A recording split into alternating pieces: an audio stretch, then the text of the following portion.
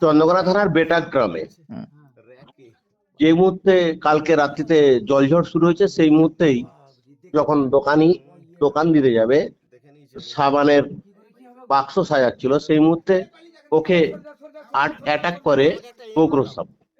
ও বুঝতে পারে এটি ভয়ঙ্কর বিষধর। সেই মুহূর্তে ও সাবানগুলিকে প্যাকেট থেকে বার করে সাজাচ্ছিল র্যাকে। দেখতে পাই ভয়ঙ্কর গোগ্র সাপ উজালার উজালার ডিবেগুলোকে জড়িয়ে বসে আছে। হুম।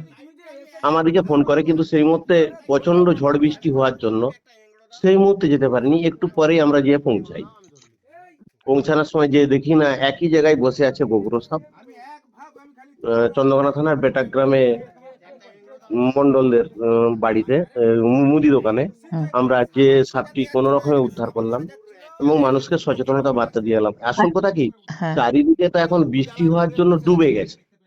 তাহলে ও আশ্রয় নিতেই এসেছিল, তাই তো? অ্যাকচুয়াল ডুবে যাওয়ার জন্য গর্তে জল ঢুকে গেছে। হুম। জল ঢুকে যাওয়ার জন্য উঁচু স্থানে ওরা চলে এসেছে, সেটা মুদি দোকান হোক বা মাটির বাড়ি হোক বা উঁচু স্থান যেই হোক।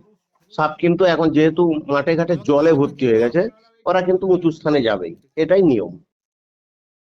তাহলে আশ্রয় খুঁজতে যে কোনো সময় চলে আসতে পারে।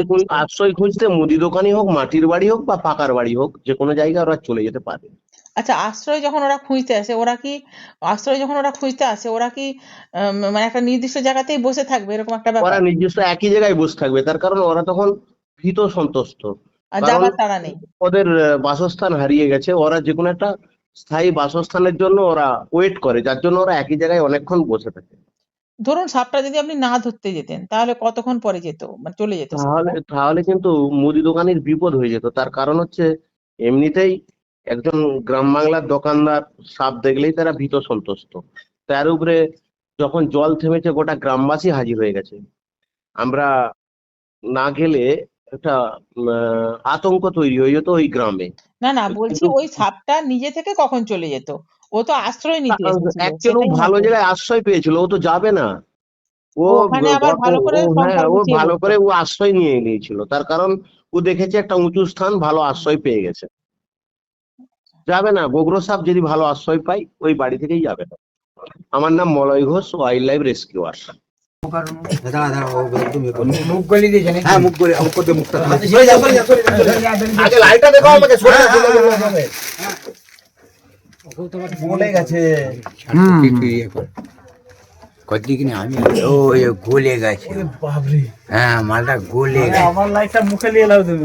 এই তুমি আর মুখে লাই মরে যা, তুমি আর একটু এটা ভালো করে গোড়াটাই আমি ধরে নিয়েছি, যা ধরেছি ও বেরোতে পারবে না। ওটা একটু টেনে দাও তো। কোনটা? ওটা একটু টেনে দাও। এইটাকে এইটাকে টানা যাবে? এইগুলো যে পিঠা আছে। পিঠা আছে? হ্যাঁ, পিঠা আছে। পিঠা আছে, তাহলে কি করে কি? দাঁড়া, উঠে উঠে উঠে দাও না, তুমি মুখটা সরাও না। এই যে, বেরিয়ে গেছে। চল চল চল চল চল, দাঁড়া না। এই তো হয়ে গেছে, ব্যাস।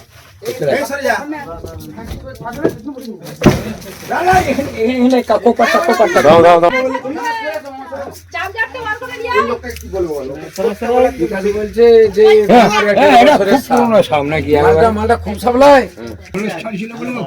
পালিয়ে যা। কি ব্যবহার? কিছুই ব্যাপার না, ছেড়ে দেবে নাকি? যেতেই পারবে না, খোলসটা ছাড়িয়ে। এটা কি মনে হয় খরচ।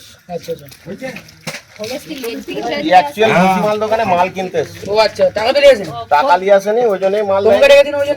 তাহলে জোরদার ছিল দোকানদারটা হচ্ছে কমজোরিতে। ওর মুখের কাছে করে বাবা ঢোক।